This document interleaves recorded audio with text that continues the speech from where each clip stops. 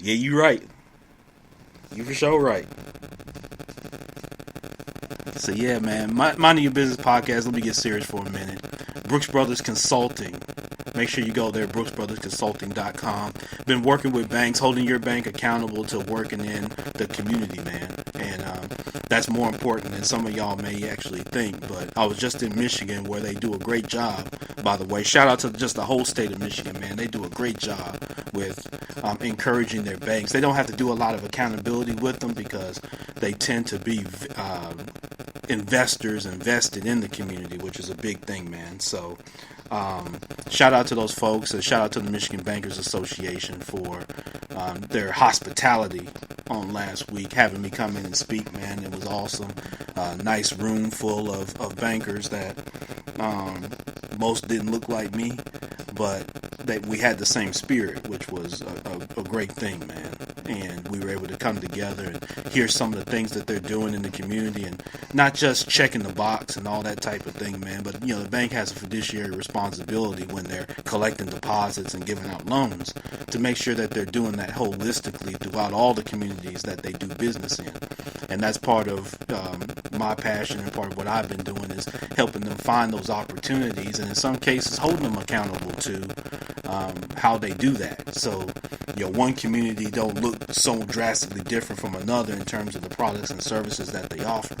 So if they offer a 4% rate to somebody on one side of the tracks, if the other person has the same profile, they need to get a 4% rate too. And so that's part of what we're doing out here. And it's unfortunate you got to do it, but you got to do it, man. Damn, what's today? October 20th? Sunday, October 20th, man. 2019. You know what we do. What we do here is go back.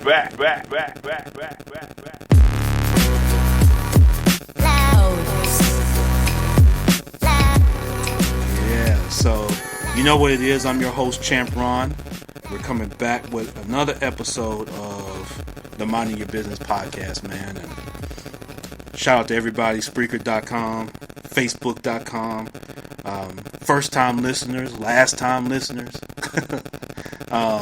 Whatever it is, man. If you're at work, if you got your business, if you in the airport, whatever you're doing, man, I hope you're doing it in positivity, and I hope you're doing it in the love for yourself, love for your family, and love for your community. So I really sincerely hope that y'all are doing that on today. And if you're not, you got a great opportunity now while you're still on this side of the dirt to get it right, man. So you can change. That's the great thing about life, man, is you can change when you get ready to change. And if you're ready to change, you can do it immediately. You don't have to wait. Marcy, what's going on? Chatlin, what's up, my brother? Thank you, man, for joining in. Love to see y'all, man. So, episode 113. Today I want to jump right into, I get some requests from time to time, man, from people that you kind of help them out with their business. And listen, y'all know I love to do that, man. If you inbox me, you call me, I don't care how crazy it is. I don't care what somebody done told you, man. I'm not here to judge at all. And I'll run in a circle with people like that, man. But I'm not here to judge you at all. If I can be a resource and help you, that's what I want to do. And so I was getting these questions, and so I wanted to be able to add them to the podcast as an episode, because, you can't always give the same amount of time to everybody at the same time. And so that's where, again, this podcast becomes very valuable with what I do. But the question was around, developing a business development strategy. And so that's the title of this episode today, man. Developing a business development strategy. And whether you're starting your business, if you decide to be a corporate manager, whatever it is, these apply. And I've learned these over time, man. Through some trial and error, through mentorship. I was talking with my guy MJ, man, Media MVP. We're here at C&M Studios in Memphis, Tennessee. You need to make sure that you connect with them, man. But we were talking earlier, and man, just talking about the difference with school and people owning their business and skills, man. And y'all remember what Martin said. Martin told y'all 25 years ago that skills pay the bills. And it still rings true that skills pay the bills, man. So, developing a business development strategy is critical whatever that you decide to do, but certainly as you decide to start your own venture, you got to have a strategy, man. You can't just, you know, even the coyote in the Roadrunner cartoon had a strategy, man. It just always failed because he missed a lot of key details in trying to catch that skinny ass bird. But it won his speed, right? And then, man, the coyote had Amazon before all us, man. Then he was ordering stuff off Acme, and it didn't. Not only did it come the same day, hell, it came 2 seconds later in a truck to the desert. So I don't know what kind of Amazon Prime account Wile E. Coyote had, man, but it was off the chain back in the 60s. You know, he could just order stuff, man, rockets, fuel, whatever, and they just bring it out to his ass. I mean, it's crazy. But anyway, I digress. Business development. 8-step process, man, that I've kind of cultivated that I want to share with you. Because I hope that you take it, or at least some parts of it, and apply it as you wrap up 2019 and as you're going to 2020. If you're in business and you're serious about business, you're already been cultivating and thinking about your 2020.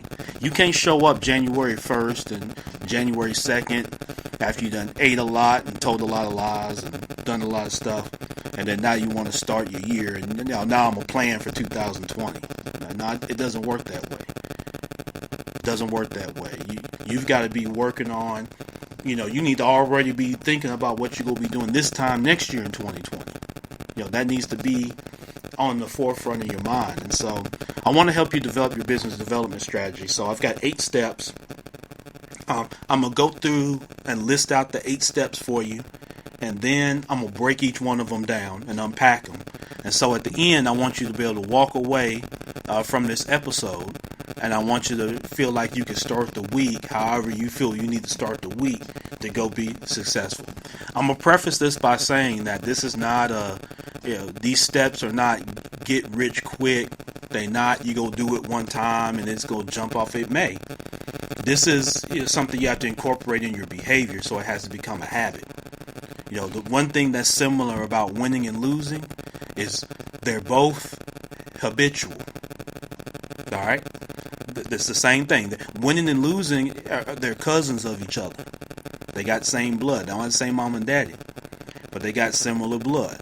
Well, don't have the same mom and dad, depending on where some of y'all from. They may, but some of y'all from some of these parts of the country, but they're cousins. Just like Nas said, sleep is a cousin of death. Well, winning is a cousin to losing. They're in the same family because they have similarities, right?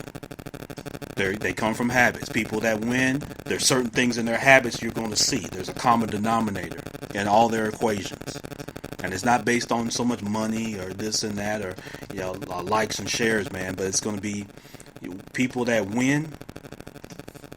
They have winning habits. Just like your ball team. If your ball team, you support a winning ball team, they got winning habits.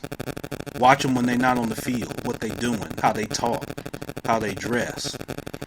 The positivity, how they don't get flustered, how they, they remain solid.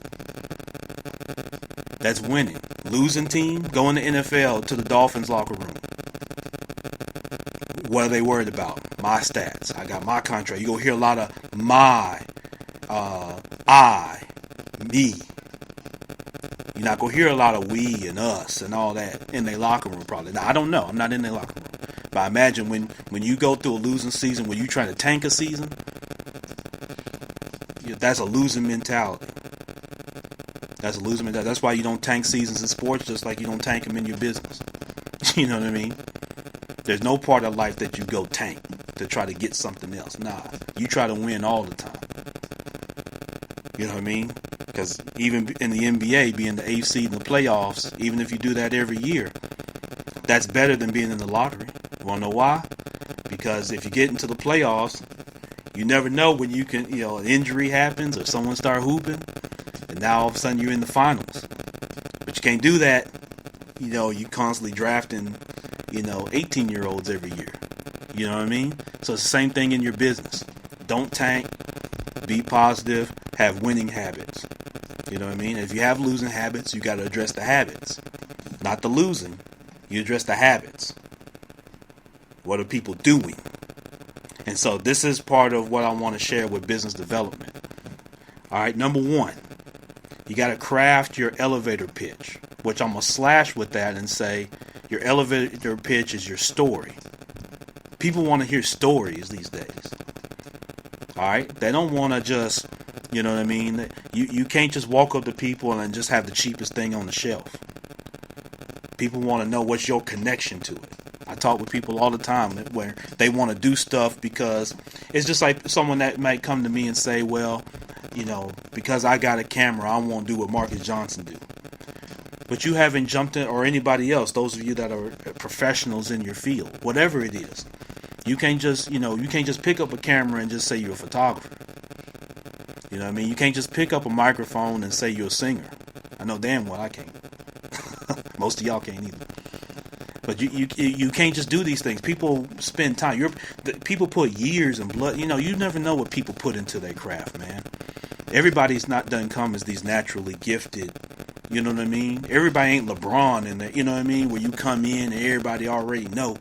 You know, some of us, man, you know, you come from the dirt. A lot of y'all come from the dirt where you had to, you know what I mean? You crawling out. You know what I mean? You know, and LeBron had to work too. And, you know, but you wasn't on the cover or nothing. There's no chosen one. You know what I mean? I wasn't. Many of us weren't. So you gotta have your story. What connects you to the business, to the product, to the service? Let people know that. That's what social media has done so well for all of us. It allows us to tell. See, you couldn't tell a story 20 years ago on no flyer. When y'all had them club flyers y'all passing out and leaving on cars and stuff y'all was doing in the 20th century. You couldn't tell the story, right? You had to come to get the story, or they had to know you. Now you can tell your story to millions of people who may never meet you. You know what I mean? But you gotta craft your elevator pitch, your story. All right? It could be one word. It could be, 30 seconds, but it really don't need to be more than 30 seconds. Your elevator pitch or your story needs to be what compels them to want to hear more. One of the mistakes I made, man, when I first was getting into this was, I want to throw up on people. I want to tell them every little detail about what I'm doing and, why it makes sense for us to do business. And you know what happened? Nothing.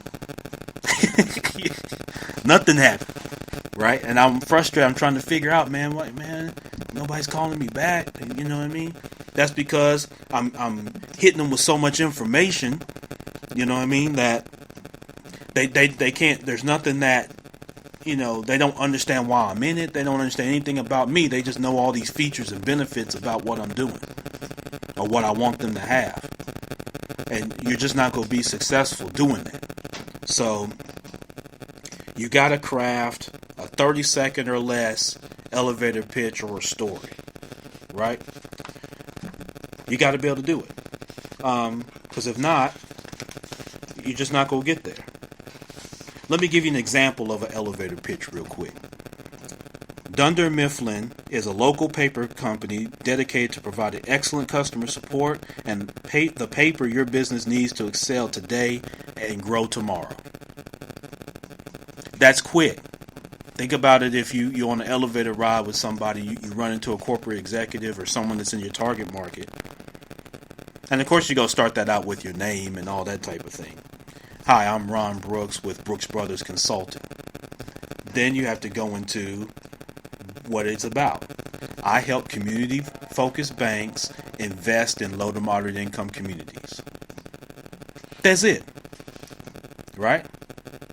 And then they're going to want to know more about, so how do they invest in low to moderate income communities? Or, I've got my bank, depending on who you're talking to. But that's how you're laying that out. Then, as they want more, you're giving more into your story. I'm a 17-year banker. I started out in banking, leading retail and business banking teams. All right. I was let go from my last opportunity as executive at retail. I started my own consulting practice. And now I help community-focused banks like yours again, you're going back to what you do. All right. So that's my story, right? And I could expound on that all day as we get into conversation. But that's what it's about. Craft that elevator. So that's the first thing. When you start your strategy, if you're a corporate manager and you just inherited a team of 10 sales reps, first thing you got to walk into is, how do we present? Right? What are we going to say? If you're a business owner, it's yourself, you bring in your partner, or you bring in somebody new that now is going to do business development with them, with your company, you got to know what they're going to say, how they're going to introduce themselves when they're out networking. All right? That's how you do it. You got to have your elevator pitch that transitions into a story. Number 2, you got to develop an executive summary. Now, that sounds corporate, all right? But really it's not. You can call that whatever you want. Some people call it their resume, whatever it is. But when you're sharing your strategic plan, they've got to know who you are. So the extension of your story is your heart, your passion towards it, your enthusiasm. After that, then it's about who are you? Where do you come from? What are things that you value? That's what should come out of your executive summary. Like, man, I used to do business plans for people. Man, I used to charge $200, $300, $400 to do these 50-page business plans for people with charts and graphs and all kinds of stuff. And it was all fluff. I said it then and I say it now. It's all fluff. You don't need all that. Most of the people I did them business plans for never read them themselves. They just wanted it so they could go to the bank and try to get a loan or something like that. But they never even read it. I put the prettiest charts and graphs you could find. Flow charts, pie charts, you know what I mean? Everything. You don't need all that stuff, but you've got to be able to articulate, again, your story, and then you got to have an executive summary. The executive summary is more like a high-level overview. It's not, you don't have to go back to the beginning of time. Like, I hear some people come and they start telling me about stuff, and, they're going all the way back to 1980 and 1981. Like, damn, you were born in 1979. How you telling me about something about 1980? You know what I mean? Like, you don't need to go back to the beginning of time.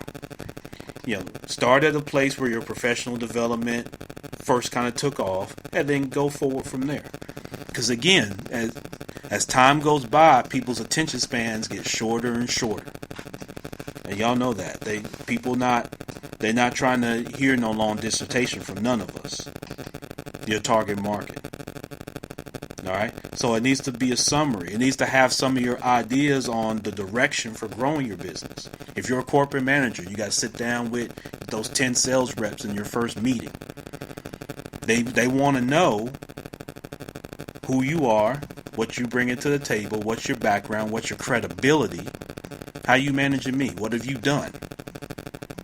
And that's another big thing. When y'all start your business, you have to lean some on your credibility. When you get out here, you got to start doing things and you got to keep record of it so you have some level of credibility. And then you got to be able to articulate that. Because if you can't, then people are like, okay, what makes you an authority on this? Or, when I go and I talk to people about podcasting, I've got credibility. Why? I've been doing a podcast for over 2 years. You know what I mean?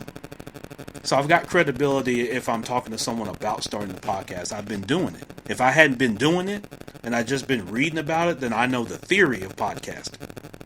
I'm academic. I know the theory. I can't tell you the application of it. I can't tell you about getting behind a microphone and doing it and actually posting a podcast. I could tell you what someone else has said about doing it. All right? So make sure in your executive summary that you can articulate your value proposition, and it's a high-level overview of who you are. All right? Then, number 3 is, and again, this is another corporate term, but I'm using these because a lot of y'all are familiar with these, even if you transition into your own business. SMART goals. So, if you don't have a goal, now again, what's the SMART acronym? Y'all know it. Smart, measurable, attainable, relevant, and timely. It's got to be able to do those things. So if you're setting a SMART goal for yourself or for the business or for these 10 sales reps or whatever it is that you have, you've got to be able to articulate them in that fashion. They got to be specific, right? It can't be just all over the place. I mean, what do you specifically want them to do? If you've got 10 sales reps, you specifically want them to sell 2 widgets per month or 24 widgets per year or whatever it is, right?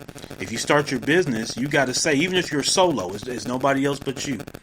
You're the first sales rep. I've said this on this podcast a bunch of times. When you start a business, you've got many hats already because you're the owner, you're the CFO, you're the CIO, right? You're the head of HR, you're the first employee, you're the first sales rep, you're over accounting, you're over all departments, and you're all the employees. You're the employee until you scale and move beyond that. So even if it's just you got to set a goal. And it sounds weird, but you got to do it this way. You almost have to say, self, I've hired you to be over sales or to lead our sales effort. So self, here's the thing. And this sounds crazy, but that's how you have to talk to yourself. Like, self, the goal is to, by June 30th, we need to have 6 units sold. Or we need to have completed 20 face-to-face meetings with our target market. Whatever your goal is, it's got to be specific. Like I was just saying, I was using numbers, which means it's got to be measurable, right? If you can't measure your goal, what are we talking about? Now, you can't have a goal where it's just like it's got no, there's no number to attain to determine success. So you got to have that. It's got to be attainable, of course. Your 10 sales reps or even yourself is not going to be too happy about any kind of goal that has no way to be reached. So you got to have your SMART goals. All right? Then you have to do what's called kind of more of a SWOT analysis, which is strengths, weaknesses, opportunities, threats. So when you're developing your strategy, just like you're developing your business, where am I?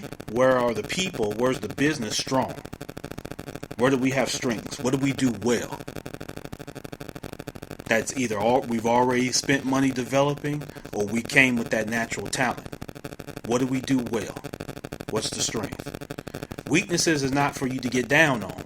It's not for you to try to mask. You gotta sit down and really take a critical look at weaknesses. It doesn't mean you hone in so much on them, but you gotta know, okay, where are we open to? It's just like in sports. Every defense is not capable of covering an entire field or an entire court. If you play man-to-man defense in basketball, you can only cover a man until they beat you. Right? You can only cover. So as the offensive players are moving around, your defense is only as good as your ability to see the ball, your ability to see the goal, your ability to see the man, and your effort around preventing the offensive player from getting an advantage in all those areas. Football the same way. All right? You're giving up. In football, you're giving up something.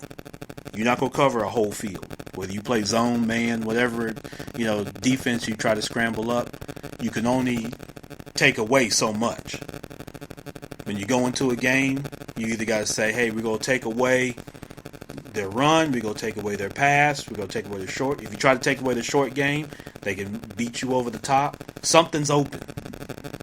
All right? So the same way in your business, your weaknesses are what are we leaving open? What do we leave open? And then what are we willing to leave open? Okay? Because you're going to give up something. Because you have finite time and you have finite resources. All right? So if you say we're going to go buy this building, that means you can't buy that building.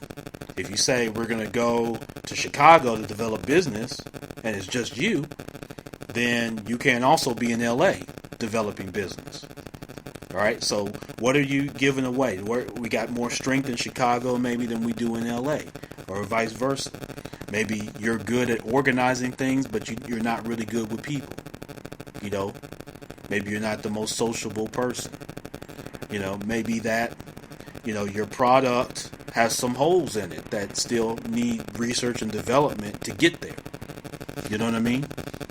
So there's a lot of ways where your weaknesses can come. Opportunities are usually based on your strengths and weaknesses. Where do you have opportunities to improve, to enhance, whatever that is. And then threats are what they are. They can be internal with your company. What's an internal threat? It could be health. It could be the economic market in your city. It could be a lack of resources presents a threat to this. It could be a supplier that, what's the threat? The supplier goes out of business. I'm stuck without a supplier. Or a supplier jumps up their rates or the quality of what they're doing. So you've got to be able to identify that for your corporate team and for your business. Right? Then you got to determine, number 5 is, you got to determine how you're going to measure success. So I talked about the SMART goals and that sort of thing. But when developing even that, you got to know you got to define success. One of the things that I was fortunate to learn in leading teams was you got to be able to articulate, how success is going to be measured. For those of you that are in the corporate world, and that's something that you like, one of the questions that you ask, in an interview, when you're asking them questions, because you're interviewing them as much as they're interviewing you. So when you interview a company, you want to ask them, how is success measured? How is it measured? How is it determined? How do you determine success? With your business. If you set a goal of 6 units sold by June, okay, how is that tied into success? Is that success? If you determine that it's not, and you really need 8, then guess what? You need to go back to number 2, right? You need to go back and look at your SMART goal. Okay? You got to go back and look at your SMART goal. But you've got to determine what success is. Is that growth? Is that revenue? Is that lead conversion rate? Is that pipeline closing? Is that reach? Is that client or customer satisfaction? Sometimes when you first start out a business, it may not be so much in revenue and growth. It may be reach. It may be just lead conversion rate. It could be, hey, in this first year, we want to develop a pipeline. We want to we want to go from, we talked about social media.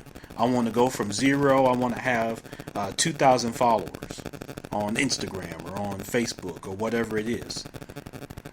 So then that's what success looks like. But you have to define that for yourself. You have to define that for your team. And you as the leader do that. All right. Number 6. Number 6 is a tough one because you got to set a budget. Okay. So even as you're developing your goals, you have to develop also your budget. Okay. Because it takes money to do what? To make money. Alright, so you need to have a budget. So if your goal is 8 units sold and you've got to travel all over the country to get to your target market, you got to incorporate travel costs. What are travel costs? You got to get on the plane. You probably got to get a rental car. You got to get a hotel. You got to eat. You may have to do a little whining and dining. You may have to register or pay a fee to get into an event or do something. Whatever it is. Right? So you've got to set a budget, and you've got to be not only knowledgeable of the numbers, of your dollar numbers, but you got to check it against even other businesses. There's so much data out here that you can check it against other businesses. Restaurants do this well. They look at, how another restaurant might have got started, what kind of budget they had for inventory and this and that, and they go with it. they go with it. But you've got to be mindful and cognizant of setting the budget and what the numbers are going to look like, and making sure that how that's going to be assessed, how frequently that's going to be assessed, that you're staying within budget. And if you go over budget, where is the value to doing that? Because sometimes you may find that it's worth going over budget to accomplish what? The goal. Right? How many times some of y'all that have been in corporate and that sort of thing, that y'all, an opportunity comes, your budget might have been $100, but this opportunity is $150. But it's going to generate your goal was 8 units, and this is going to generate 3 of them. Well, what are you going to do? Are you going to say, nah, I can't go over budget because my budget's 100 and this is 150? Nah, I mean, you're going to look at that, look at how, if it makes sense. And if you can get 3 of your units sold, which is almost half the units that you have to have for your goal, and it's costing you an extra $50 to do it, more than likely you're going to do it. So that's part of sometimes where you have to go over your budget. Okay? But so that's number 6, is you've got to set a budget when you're looking to do business development. Because very rarely are you just going to show up without no investment and just start doing stuff. Because you got to get a product, or even if you're doing a service, you got to get equipment. You got to get the knowledge, get the experience, all those type of things. So you got to sit down and set your budget. If you're not prepared, like if you're working a job right now, so you're sitting there and you might be dreading tomorrow. You're listening to this podcast, you're like, oh damn, tomorrow's Monday, I gotta go to work. And I work for a company that I don't like, with a manager that I don't like, with coworkers that I don't like, that I gotta block on Facebook to make sure they don't see me doing stuff or saying something. That, and you're sitting there and you're thinking, I'm ready to start my next thing. You got to understand what your budget is, and then you got to do what you got to do. You may have to make some lifestyle adjustments to fit things within your budget. Take a look at all those subscriptions, how much you're going out, how much you're going out to eat, what you're spending money on. Take a hard look at that and make adjustments where you need to. Do you need to spend $200 on cable? I don't know about y'all, but I ain't never watched that much TV. Hell. Not when DirecTV got to be about $1.50, nah, gotta roll. Well, Mr. Brooks, you got Mr. Brooks me. I gotta roll. I don't watch that much TV. I told baby girl, I got 5 people in the house. We don't watch that much TV, and nor do we need to. All right. So if you're sitting there and you're paying that kind of money, what could that go to? If you cut that down, say you start streaming, and I don't want to mention the streaming services. They ain't sent me no check yet, so. When one of them send me a check, I'll mention one of the streaming services. But if you go to one of the TV streaming services, right, a lot of them are $35, $40, $45 a month. All right, get you the highest Wi-Fi in your house. That's $30, $40, $50 a month. You're saving money. So if you're saving that $50, take 25 of it and invest it in your business. Hey man, I'm gonna take this webinar, or I'm gonna reach out and take a couple people to Starbucks. $5 a piece, that's $10. Hey, I can take 2 people, to get them some coffee at Starbucks. Even things just that small. That's how things start. They start small like that. The 10-year overnight success. It took 10 years. By the time y'all heard the Slim Shady LP, you know how long Eminem had been around? You know what I mean? Y'all didn't know Dr. Dre about the world-class Wrecking Crew until y'all saw the movie, some of y'all. It takes time. So don't underestimate that. But set your budget and look at your lifestyle, and where you need to make adjustments, just make them. And I know some of y'all, it's not always easy when you're dealing with other persons. So like if you're married and you've got to deal with a husband, you got to deal with a wife, you just have to sit down and again, you got to go back through this same progression that I'm talking about. People talking about, well, my spouse won't support me. They don't know what you're doing. My mama don't support me. No, because she thinks the best of she knows that if your business don't fail, you go come to her at the last minute about rent money. That's why she wants you to work a job, because that's what she knows. It's not her fault. Your mama was groomed. She came out at a time when what? Any multi-level marketing is great in the beginning. If you're the first person in, that's what college was. It was multi-level marketing. So if you're an early adopter, your tree, everybody, you make money off everybody jumping on the tree, right? So no, don't get mad at or upset with people. What you have to do is you have to go through and make sure you have your elevator pitch together. Do they know what you're doing? And sometimes we're bad about not sharing what we're doing, and then we want people to be supportive of it. They're not going to do it if they don't know what you're doing. Do you have a plan? Sometimes we go with stuff, man, I'm afraid, man, I think they said my chicken was good, so I'm going to open up a wing spot. Mama don't know nothing. She know you go in there and take all day frying chicken in her kitchen. But she don't figure that you know anything about inventory management and running a restaurant and customer service and dealing with employee tax laws and all that. So no, she not going to be as excited about you jumping up starting your wing business, because she know you go out there and blow your money. Guess where you coming? Back to mama. All right?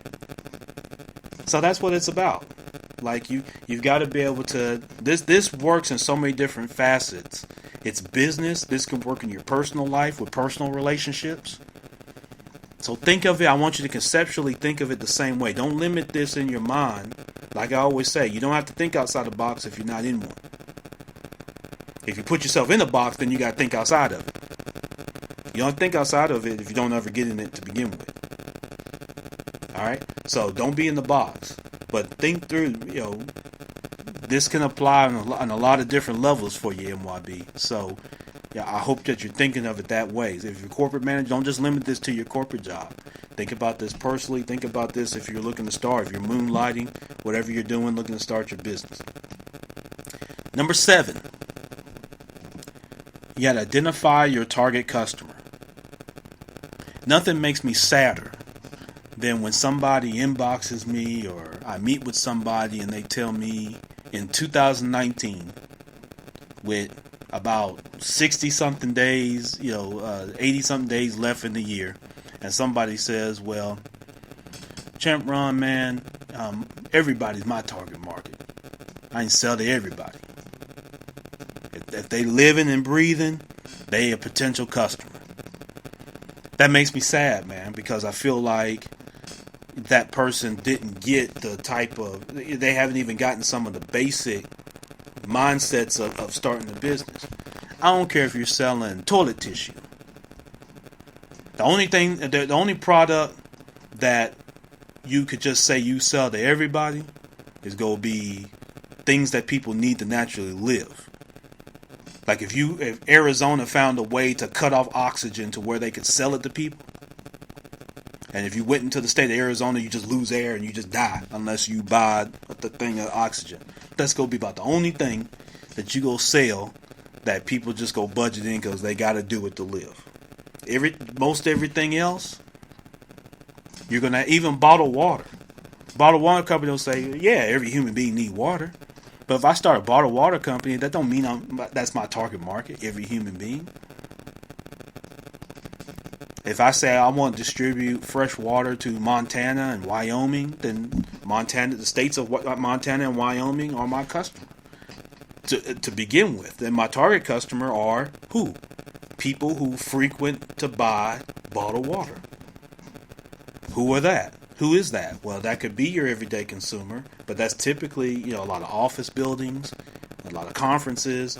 I have to have some kind of focus. Because I can't have a water bottling company that I'm selling one bottle at a time. I'm not going to make no money. I got to be selling things in bulk. Who buys in bulk? Grocery store? Conferences? So when I ask you who's your target market, and you say, well, everybody that drink water, man. Come on, bro. Come on, man. We got to stop playing. Your target market is who it is, right? In that instance, with bottled water, it is who it is. All right, you got to do your research. One of the things that I do a good bit of and have done is I like to survey. I love to survey, man. I love to get feedback. Like if I'm going to start a new venture, I want to get feedback from the people that I'm going to want to buy it. Who better than to tell you? The people that you want to buy. So if you got a kind of a DNA, who's the typical person who would buy what you're going to present? What do they look like? What do they like to do? What do they value? How do they spend their time? How are they currently spending their money? So you want to ask people those questions. Some closed-ended, some open-ended. But you want to ask people those questions so that you can gather that feedback and help shape what?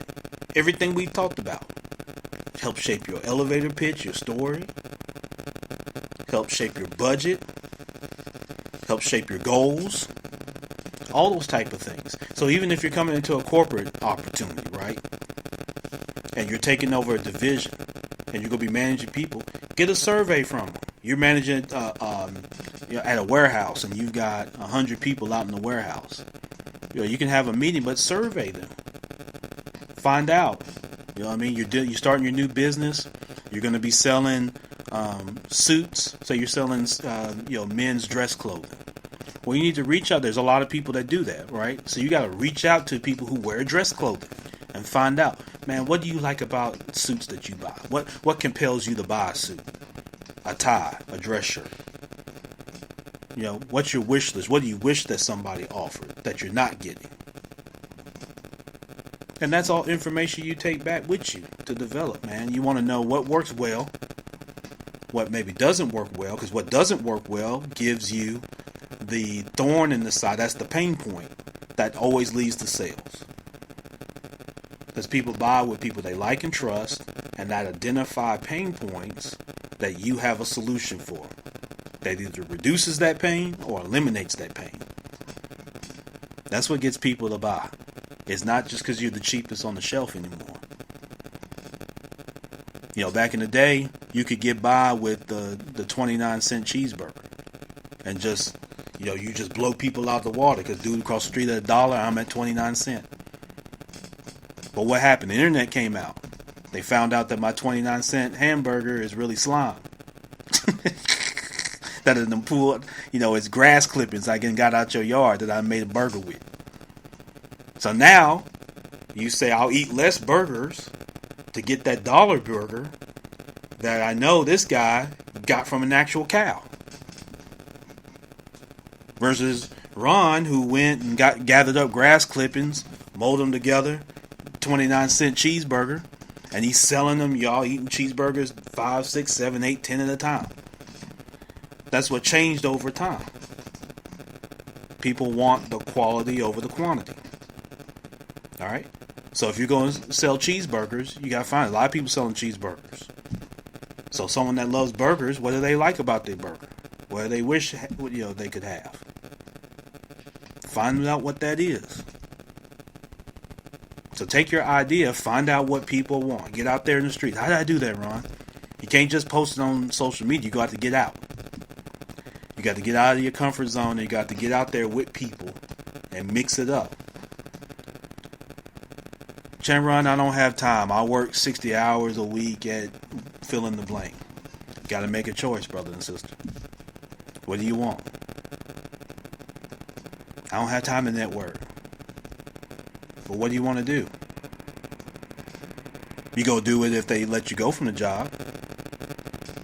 If y'all walked in tomorrow, Monday, and that man's sitting there waiting, and he says, "How was your weekend?" "Fine."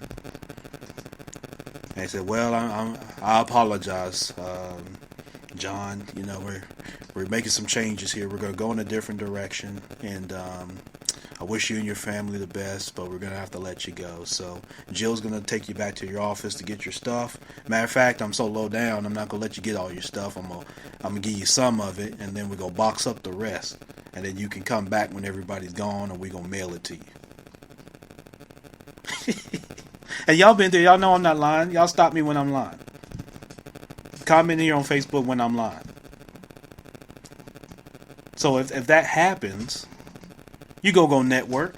Because what are you going to do? You're going to start calling people to tell people how low down and dirty ABC, whatever, ABCX company is. And how you're looking for a job. And anybody know if anybody's hiring? So why not do that ahead of that? Most job tenures now, if you look at the stats, most people stay on their job now about 3 years and 8 months. That ain't long. That's not long. Before either you leave the company or the company leave you. So what are you gonna do? You gotta get out here. You gotta be meeting people. You gotta be building relationships all the time. That's what's changing. So what's happening in the economy right now is it's forcing people to think entrepreneurial. And that's hard to do because entrepreneurial requires, like I said earlier, you can't be in the box. See, in the past, you could just stay in the matrix. You could just stay there. You go work for Ford. You can make $60, $70, $80, $90,000 a year. You could retire. The union protected you. So unless you did something just really, grievous, just really atrocious, it's going to take a lot of layers for them to get rid of you. That's not the case anymore. Most of us are in right-to-work states. They can let you go whenever they want, and you can let them go whenever you want. So in the meantime, begin identifying your target customer right now, as if you were a business owner. And even when you're on the job, if you're doing well, approach it like that. Approach it with that same mindset. Know who your target customer is. If you're a leader at these corporate jobs and companies, the people that are reporting to you are your target customer. You got the company's customer, but then your direct customer, your target customer is the people reporting to you. You work for them. When you're a business owner, you work for your customer. Right? So make sure you can identify that. Analyze your product or service. Understand what others are doing, whether you want to call them competition or whatever. Understand what they're doing. Choose the criteria that you're going to segment by, and then do the research. Number 8, and the last one, and something that's critical. You got to choose what your outreach strategy is. How are you going to connect with that target customer? I've talked about 2 of them at length already, which is networking and social media. All right. Other ways that you can do outreach is through sponsorship and advertising. Whether you're sponsoring someone's stuff or someone sponsoring yours, bartering, that sort of thing, advertising. Upselling and cross-selling. Someone buys something, or buys a product service from you. Are you upselling them to another product or service where it makes sense? Are you cross-selling? Maybe you're working with other businesses. Maybe you're cross-selling multiple products. Hey, if you buy the gold one, you get the silver one 50% off, whatever it is. Just make sure you're not giving people too many features and benefits when you do that. Because then you give people stuff that they're not going to use, and that's going to give them more buyer's remorse, and they're not going to be repeat customers, and they're not going to tell other people. But you got to have some tactics within that strategy of how do you outreach, how do you attract new business. All right? So if you're going to do networking, that's going to be an investment of obviously heavy time. But then you got to know where your target market, quote unquote, hangs out. You got to know where they are. Once you know where they hang out at, then you can develop your strategy. Referrals is another way of an outreach. And you got to determine, are you going to ask people who haven't used your product or service to provide referrals, or are you going to only get referrals from people after they have used your product or service? So you got to develop the parameters around that. Okay? But that's part of your outreach that you've got to do. If it's social media takes time to build. Okay? It takes time to build the audience. It takes time to build the engagement. But you got to set up your pages and you got to get to it. And you got to start sharing content. And remember, going back to number one, what's your story? And how do things tie into your story? And listen, you can't be everything to everybody. So don't try to be. As you're developing your business development strategy, listen, again, you got to leave some part of the field open. Every coach in America would love to be able to say, my defense can stop the run, I can stop the pass, I can stop any trick plays, I can stop anything. If somebody go long, I got something to cover them. If they go short, I got something to cover them. If the quarterback's fast, I got someone faster. Every coach would love to be able to say that. No coach can say that. Not Nick Saban, not anybody. Dapo over at Clemson, whoever it is, they can't say that. So you're going to give something up. So you got to determine, again, with your target market. Listen, I work with community banks. Large banks are not my target. Really small banks are not my target. My target is about a bank from about 200 million in assets to about 5 billion. That's what I call my sweet spot. Those are the banks that I love to connect with. Not to say I can't work with anybody bigger or smaller, but that's my target. That's when I invest, that's who I invest to go connect with. You got to determine that for your business. That's critical to managing, again, the budget, which was number 6, and it's critical to developing your business development strategy. So as you're wrapping up, we're in the 4th quarter of the year. And hopefully, again, you're getting geared up for 2020. 2020 is going to be an interesting year, man. We're going to elect a new president. There's talks about things in the economy and whatnot. Technology is going to continue to develop. But you got to develop your strategy. So my 8 steps: crafting your elevator pitch or your story, including your executive summary, setting your SMART goals, doing your SWOT analysis, determining how you're going to measure success, setting a budget, identifying your target customer, and then choosing your outreach strategy. I believe if you do those 8 things, and I've done these, and I've said I've done them with great success, and I've done them where they haven't been successful. But if you do these 8 things, MYB, if there's anything I'll guarantee you, is that you're going to make something happen. Now, to what scale, to what level, if you show up, 80% of it's just showing up. If you show up and you follow it, you're going to make something happen. That I'll guarantee you. I can't guarantee you the results. I can't guarantee you that it's going to be smooth and easy and that sort of thing. But I can guarantee you you're going to make something happen.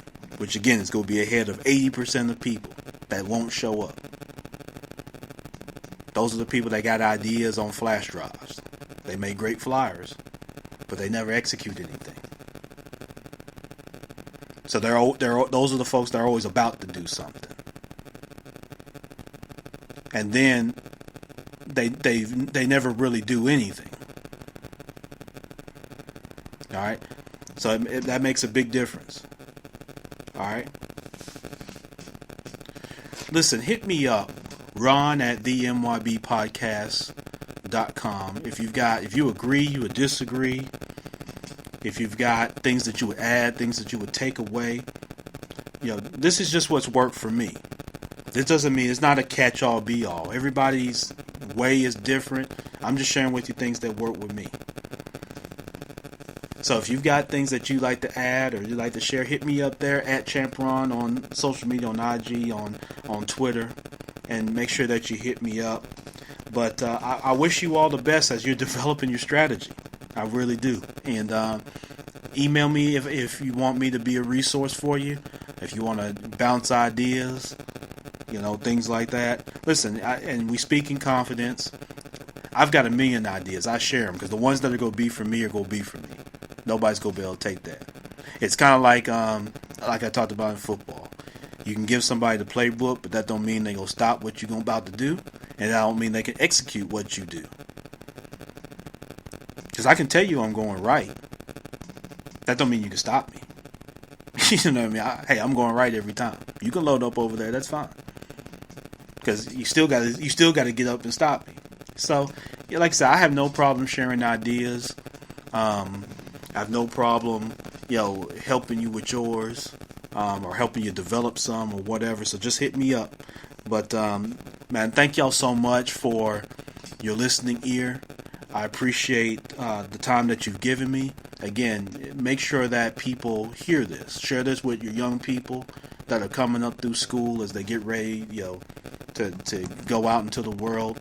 Share this with them about developing their plan. All right? And make sure that you got a sound plan with what you're doing out here. It's critical, people. I can't stress it enough. It's critical out here. But you've got resources. Don't be on the island. You got resources. You're in your corporate job. You're ready to get out of it. You love your corporate job. You want to move up on it. Whatever it is, you've got resources out here. So, listen, Champ Ron, the Minding Your Business podcast. This is what we do. Entrepreneurship, real estate, trending news. There's no business like minding your own. We've got so much more coming to you. It's really exciting, man. With some things that are going to be coming y'all's way. There'll be more announcements on those soon. But again, CNN Studios here in Memphis. If you visit Memphis, you need to check them out. Stop by. If you're an artist and you're looking for a place to record, you want to connect, you need a quick photo shoot done, whatever it is, just bring your creativity. That's all you got to do. Out the box, bring your creativity. It gets done. So make sure you connect Media MVP on social media. Make sure that you're connecting with these guys, man, Chad and Marcus. And man, we just gonna keep rocking with what we're doing. Episode 113 is in the books. I'm gonna come again with you. There's just so much more to share. If you know someone that's interested in being a guest on the podcast, make sure they email me again, ron@themybpodcast.com. You want to connect with The Binge, onabinge.com. Make sure that y'all do that. Thank you to everybody on Facebook Live. Thank you to everybody that's on Spreaker.com, everybody that's on Instagram, everybody that's on YouTube, everybody that's on Apple Podcasts, Google Podcasts, Spotify, Deezer, wherever that you're catching this podcast, man. I really appreciate it. Shout out to my guy MJ, man, Marcus Johnson, again, Media MVP. I appreciate this opportunity. And man, y'all go be great for yourself, so that then you can be great for your family, so then you can be great for your community, man. We need you. You're the very best you that will ever exist. So you make history every day, baby. Because you're the very best you that'll ever exist, man. Champ Ron.